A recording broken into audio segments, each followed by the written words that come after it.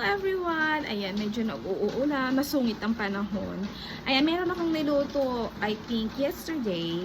Nakakalimutan ko talaga. Meron akong niluto na yellow pin, pero pinaksiw ko siya. Ayan, sinaing na isda yan. Sinaing ko muna siya. And then, ngayon, gagataan natin siya. Para naman maiba naman. Kasi yesterday, parang pagka sinaing ko sa kanya, nag-fried ako. Then, yung pinakain ko sa anak ko. And then, ngayon, minatira ko. Ngayon, igagataan naman natin siya. Para naman maiba-iba. Kaya naman, ayan, tara! Luto na tayo.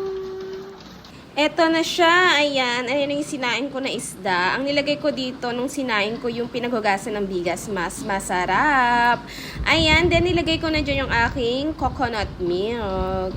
Ang ginamit ko isa lang kasi konti lang siya, guys. And then, pagkatapos niyan, pinakulo-kulo ko muna siya dyan. Hindi ko siya tinakpan kasi minsan namumuo yung kanyang gata. Kaya naman, ayan, hinalo-halo ko sa dyan. Hindi ko na siya nilagyan ng mga pampalasa, ganyan, kasi masarap na yung pinaka sinain niya. Mas lalo siyang sumarap kapag kinabukasan. And then, after nyan, naghugas na ako dyan ng mustasa. Mustasa yung gusto ko. Yung iba, gusto nila peche, pero gusto ko kasi may mapait-pait. Ayan, mas healthy kasi siya. Pagkatapos nilagay ko lang siya dyan lahat. Konti lang din yan. Parang pang sarili ko lang talaga. And then after nyan, inantay-antay ko siya dyan na maluto. Sa paggagawa nito, very easy. Alam na alam natin tong mga Pinoy. Kayang-kaya natin tong gawin. Kaya hindi ko na siya masyadong tutorial sa inyo kung paano ko siya ginawa. Kasi marami dyan ang expert sa gata. Ako naman, kung ano lang yung luto ko, kung ano lang yung alam kong masarap, yun lang yung sinishare ko sa inyo. And then, after nyan, na medyo nalalanta-lanta na siya, ayoko kasi ng overcook. Gusto ko yung medyo green-green pa yung vegetable niya kasi mas masustansya. And then, ayan na siya. Hinalo-halo ko lang sa dyan at nag-aantay lang din ako. And then, habang nag-aantay ako dyan, guys, meron ako dyang sinaing. Naka-ready na ang aking only rice. And then, naglagay ako dyan ng konting sili.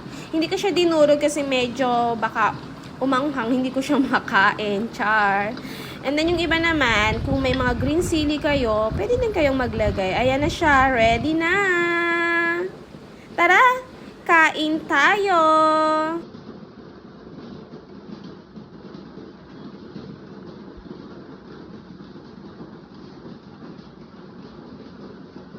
Luto na!